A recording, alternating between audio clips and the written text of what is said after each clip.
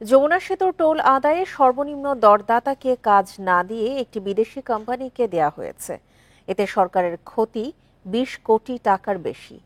দেশি কোম্পানিটি প্রস্তাব দেয় ৫৫ কোটি টাকার, অথচ ৬০ কোটি টাকায় কাজ পেয়েছে চীনা প্রতিষ্ঠান। অনুসন্ধান বলছে, সাবেক আইনমন্ত্রীর প্রতিষ্ঠানকে কাজ দেয়ার সব আয়োজন ছিল, কিন্তু সরকার পরিবর্তন হওয়ায় তড়িঘড়ি করে চীনা কোম্পানিকে কাজ দিয়েছে সেতু বিভাগ।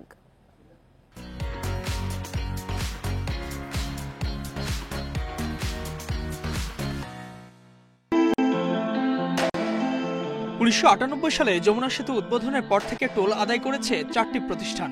এদের সাথে চুক্তি হয় ৫ বছরের জন্য, কিন্তু ২০১৬ সালে চুক্তি শেষ হলে বাধে বিপত্তি। ঠিকাদার নিয়োগ সময়ের ব্যাপার, তাই কারিগরি সহায়তার জন্য আনিসুল হকের প্রতিষ্ঠান সিএনএসকে ৬ মাসের দায়িত্ব দেওয়া হয়। পরে সেই প্রতিষ্ঠানই যাতে কাজ পায় এমন শর্ত আরোপ করা হয়। তারপরও কাজটি পাবে না বুঝতে পেরে হাইকোর্টে রিট করেন সাবেক আইনমন্ত্রীর প্রতিষ্ঠানটি। মামলা চলাকালে টোল আদায় করতে থাকে সিএনএস। ৮ বছরে প্রায় ৪০ কোটি টাকা হাতিয়ে নেয় প্রতিষ্ঠানটি।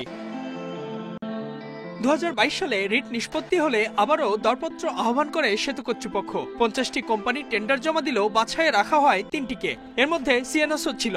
চীনা কোম্পানি সিআরবিসি প্রস্তাব দেয় ৬০ কোটি ৫৭ লাখ টাকার, বেইজিং আর এইচওয়াই টেকনোলজি ৭৪ কোটি ৭১ লাখ টাকা, আর আনিসুল হকের সিএনএস দেয় প্রায় ৮০ কোটি টাকার প্রস্তাব। কিন্তু যমুনা সেতু পরিচালনায় অভিজ্ঞতা থাকা সত্ত্বেও সর্বনিম্ন দরদাতাকে বাদ দেওয়া হয়। তাদের প্রস্তাব ছিল ৫৫ কোটি ৩৬ লাখ টাকার। টেন্ডার কিনলো ৫০টা, ড্রপ করছে 10টা।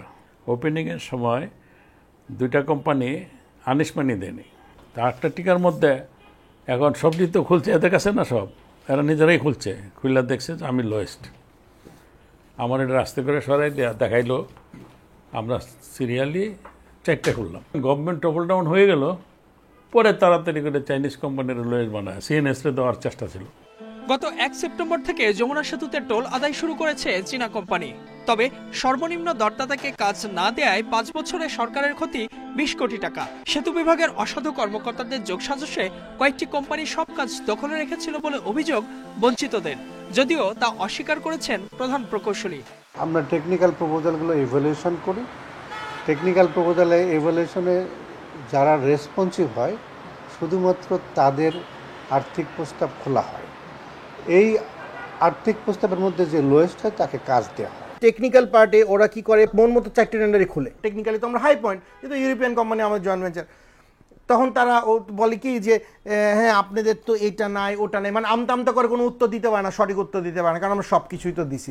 আমরা কি যাই না, আমরা যমুনা ব্রিজ চাইছি, আমরা যাই না কিভাবে টেন্ডার দিতাম। যে 3টি কোম্পানি কাজের জন্য উপযুক্ত বিবেচিত হয় তাদের কে কত নম্বর পেয়েছে এবং অন্যদের কেন বাদ দেওয়া হয়েছে, এসব জানতে চাইলে সেতু সচিব বা প্রধান প্রকৌশলী কথা বলতে রাজি হননি। যোগাযোগ বিশেষজ্ঞদের মতে দরপত্র প্রক্রিয়া স্বচ্ছ না হলে খরচ বাড়ে, যা টানতে হয় যাত্রীদের। অস্বচ্ছ প্রক্রিয়ায় যদি এই ধরনের কোনো টেন্ডার হয় তার জন্য কিন্তু একটা রিভিউ হবে এবং এটা ইন্ডিপেন্ডেন্ট। সবচেয়ে বড় যে জিনিস আগের সরকারে ছিল, সবাই সিন্ডিকেট হয়ে গিয়েছিল। সুতরাং তার স্বচ্ছতার জবাবদিহিতা নিশ্চিত করার জন্য থার্ড পার্টি ইন্ডিপেন্ডেন্ট। সেতুসহ বিভিন্ন সড়ক অবকাঠামোর টোল আদায়ে বিদেশি নির্ভরতা কমালে সাশ্রয় হবে বলেও মত দেন বিশেষজ্ঞরা। Ijazur Rahman, independent news, Dhaka.